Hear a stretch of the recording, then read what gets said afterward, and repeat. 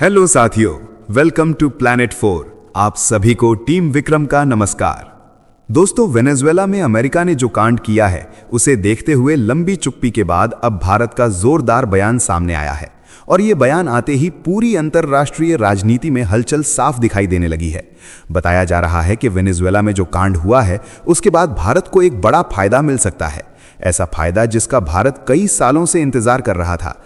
लेकिन अमेरिकी प्रतिबंधों और वेनेजुएला में चीन की दखलंदाजी के कारण यह फायदा भारत को आसानी से मिल नहीं पा रहा था। अब पहली बार ऐसा लग रहा है कि उस रास्ते की परतें धीरे धीरे खुलती दिखाई दे रही हैं और ये फायदा सभी भारतवासियों के लिए खुशखबरी है।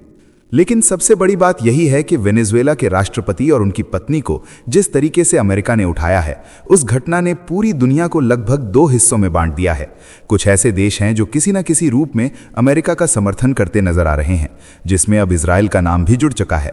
वहीं दूसरी तरफ कुछ ऐसे देश हैं जो अमेरिका का जमकर विरोध कर रहे हैं, जिनमें रूस, चीन, ईरान और क्यूबा जैसे देश शामिल हैं। और इनके बीच कुछ ऐसे देश भी हैं जो किसी का खुला समर्थन देने को तैयार नहीं हैं। इस पूरे मामले पर हम पहले ही वीडियो बना चुके हैं और तस्वीर काफी हद तक साफ हो चुकी है। इसी बीच अब भारत सरकार ने इस पूरे कांड पर अपनी चुप्पी तोड़ दी है। जिन लोगों को लग रहा था कि भारत अमेरिका की जमकर आलोचना करेगा क्योंकि अमेरिका ने भारत के खिलाफ भारी टैरिफ लगा रखे हैं और क्योंकि भारत ब्रिक्स का हिस्सा है, जहां ब्राजील, चीन और रूस जैसे लगभग सभी संस्थापक देशों ने अमेरिका की आलोचना की है, वहां उम्मीद की जा रही थी कि भारत भी ट्रंप के खिलाफ कड़ा रुख अपनाएगा। लेकिन भारत ने अपना बयान देकर सबको चौंपा दिया है और यहीं से कहानी ने एक अलग मोड़ ले लिया है।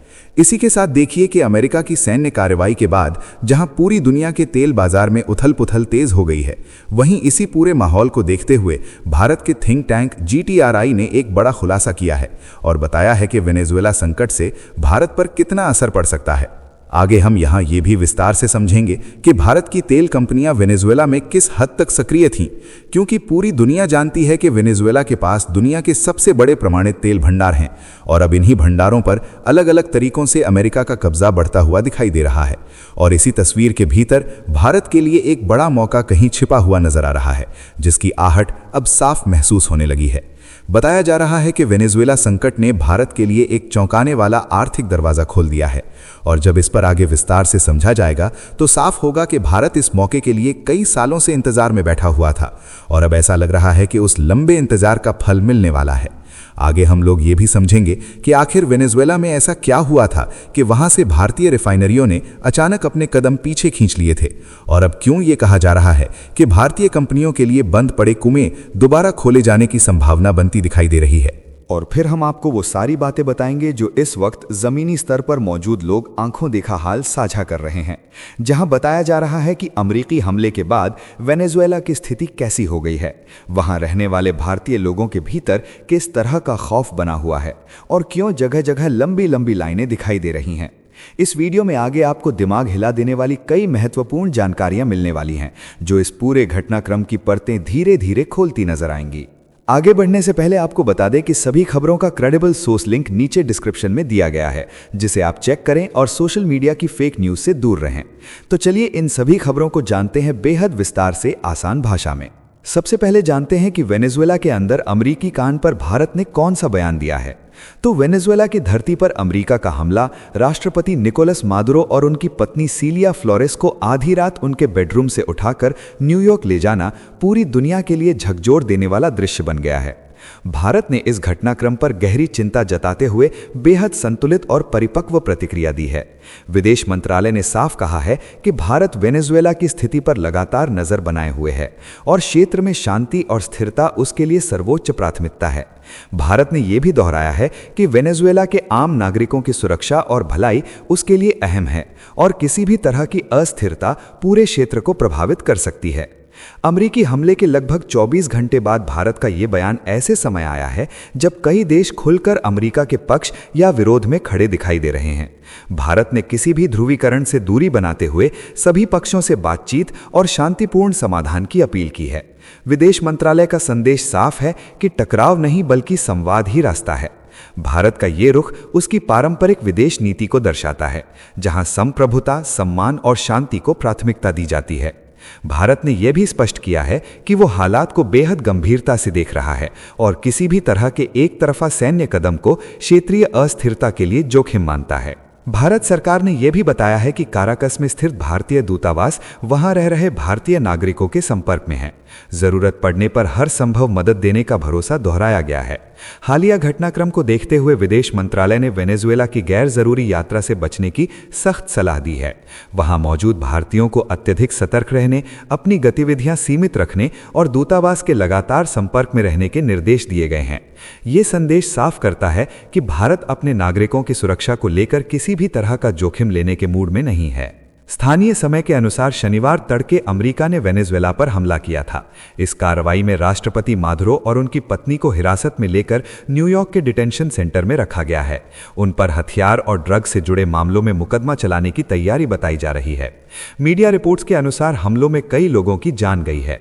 भारत का संतुलित बयान ऐसे माहौल में एक ठंडी लेकिन मजबूत आवाज बनकर उभरा है, जो दुनिया को ये याद दिलाता है कि ताकत से ज्यादा जरूरी है स्थिरता और संवाद। साथियों, आगे बढ़ने से पहले आप सभी को बता दूं कि दुनिया भर की 100 से ज्यादा खबरें रोज शाम 9 बजे जी चिल्स चैनल पर एक साथ मिलती हैं। डिस्क्रिप्शन में लिंक मौजूद है। अब जान लेते हैं कि वेनेजुएला में जो हो रहा है उसका भारत पर क्या असर पड़ेगा और इसे लेकर भारतीय थिंक टैंक ने क्या कहा है। तो अमेरिका की सैन्य कार्रवाई और वेनेजुएला के राष्ट्रपति निकोलस मादुरो की गिरफ्तारी के बाद दुनिया भर में हलचल तेज है। तेल बाजार, ऊर्जा सुरक्षा और वैश्विक राजनीति पर नजर रखने वाले हर देश की धड़कन बढ़ी है। भारत के लिए तस्वीर अलग दिखाई देती है। भारत आधारित think tank global trade research initiative का साफ कहना है कि इस संकट से भारत की अर्थव्यवस्था और ऊर्जा सुरक्षा पर कोई ठोस असर नहीं पड़ेगा। वजह बहुत सीधी है। बीते कई वर्षों में भारत और वेनेजुएला के बीच व्यापारिक रिश्ते लगभग सिकुड़ चुके हैं। अमेरिकी प्रतिबंधों के चलते भारत पहले ही दूरी बना चुका था। आज हालात ऐसे हैं कि वेनेजुएला भारत के लिए एक बड़ा सप्लायर नहीं रहा। एक समय था जब भारत वेनेजुएला के कच्चे तेल का बड़ा खरीदार था। 2000 के दशक और 2010 के दशक में भारतीय कंपनियां वहां सक्रिय थीं। ओएनजीसी विदेश लिमिटेड के पास ओरिनोको बेल्ट में हिस्सेदारी थी। अमेरिकी प्रतिबंधों के बाद यह तस्वीर बदल गई। 2019 के बाद भारत ने वेनेजुएला से तेल आयात तेजी से घटाया। हालिया आंकड़े बताते हैं कि पिछले वित्त वर्ष में भारत का कुल आयात बेहद सीमित रहा। कच्चे तेल का हिस्सा भी पहले के मुकाबले भारी गिरावट दिखाता है। दवाइयों और फार्मा उत्पादों का निर्यात जरूर हुआ है, लेकिन वो भी बहुत सीमित स्तर पर रहा। इसीलिए मौजूदा संकट भारत के लिए किसी बड़े झटके जैसा नहीं है। ग्लोबल ट्रेड रिसर्च इनिशिएटिव की रिपोर्ट एक बड़ी तस्वीर की ओर इशारा करती है। आने वाले वर्षों में कच्चे माल और ऊर्जा संसाधनों के लिए संघर्ष और तेज होगा। वेनेजुएला के पास दुनिया के सबसे बड़े प्रमाणित तेल भंडार हैं। ये भंडार सऊदी अरब, रूस और अमेरिका से भी अधिक बताए जाते हैं। अमेरिका के लिए वेनेजुएला का तेल रणनीतिक महत्व रखता है। अमेरिका ने यूरोप, जापान, दक्षिण कोरिया और ब्रिटेन जैसे साझेदारों से अपने पेट्रोलियम उत्पाद खरीदने के समझौते किए हैं। ऐसे में वेनेजुएला का कच्चा तेल अमेरिका की दीर्घकालिक ऊर्जा रणनीति में अहम बन जाता है। भारत के लिए इस पूरे घटनाक्रम से एक साफ सबक निकलता है। भारत को रणनीतिक स्वायत्तता बनाए रखनी होगी। ऐसे किसी समझौते से दूरी जरूरी है जो संप्रभुता या दीर्घकालिक हितों को कमजोर करे। भारत को ऊर्जा और कच्चे माल की जरूरतें बिना भू राजनीतिक दबाव के पूरी करनी होंगी। फिलहाल भारत की स्थिति मजबूत है। सीमित व्यापारिक जुड़ाव और पहले से बनी दूरी ने भारत को इस तूफान से सुरक्षित रखा है। बाजार शांत है और ऊर्जा सुरक्षा पर कोई सीधा खतरा नजर नहीं आता। भारत इस संकट को दूर से देख रहा है और ठंडे दिमाग से अपनी चाल चल रहा है। अब समझते हैं कि वेनेजुएला संकट भारत के लिए कैसे जोरदार फायदेमंद होने वाला है। तो वेनेजुएला संकट ने भारत के लिए एक चौंकाने वाला आर्थिक दरवाजा खोल दिया है। अमेरिकी सैन्य कार्रवाई के बाद तेल राजनीति की धुरी अचानक घूमी है। विश्लेषकों के मुताबिक अमेरिकी निगरानी में वेनेजुएला के तेल सेक्टर का नियंत्रण भारत को करीब $1 अरब की फंसी रकम वापस दिला सकता है। वर्षों से रुके भारतीय निवेश अब दोबारा सांस ले सकते हैं। यह संकट भारत के लिए घाटे की कहानी नहीं, बल्कि रणनीतिक लाभ का संकेत बनता जा रहा है। कभी वेनेजुएला भारत का बड़ा कच्चा तेल आपूर्ति करता था। रोजाना 4 लाख बैरल से ज्यादा तेल भारत आता था। अमेरिकी प्रतिबंधों के बाद ये आपूर्ति अचानक बंद हो गई। भारतीय रिफाइनरियों को पीछे हटना पड़ा। अब हालात बदलते दिख रहे हैं। अमेरिकी हस्तक्षेप के बाद तेल उत्पादन फिर शुरू होने की उम्मीद बनी है। भारतीय कंपनियों के लिए बंद पड़े कुएं दोबारा खोले जाने की संभावना बन रही है। ये केवल व्यापार नहीं, बल्कि ऊर्जा सुरक्षा का बड़ा दांव है। भारत की प्रमुख विदेशी तेल कंपनी ओएनजीसी विदेश वेनेजुएला के सैन क्रिस्टोबल तेल क्षेत्र में साझेदार है। अमेरिकी पाबंदियों के चलते वहां उपकरण और तकनीक पहुंचना बंद हो गया था। उत्पादन गिरकर कुछ हजार बैरल प्रतिदिन रह गया। अब प्रतिबंध ढीले पड़ते ही तस्वीर बदल सकती है। गुजरात से ड्रिलिंग रिग और मशीनरी सीधे वेनेजुएला भेजी जा सकती है। अनुमान है कि उत्पादन 1 लाख बैरल प्रतिदिन तक पहुंच सकता है। कंपनी को वर्षों से बकाया लाभांश नहीं मिला है।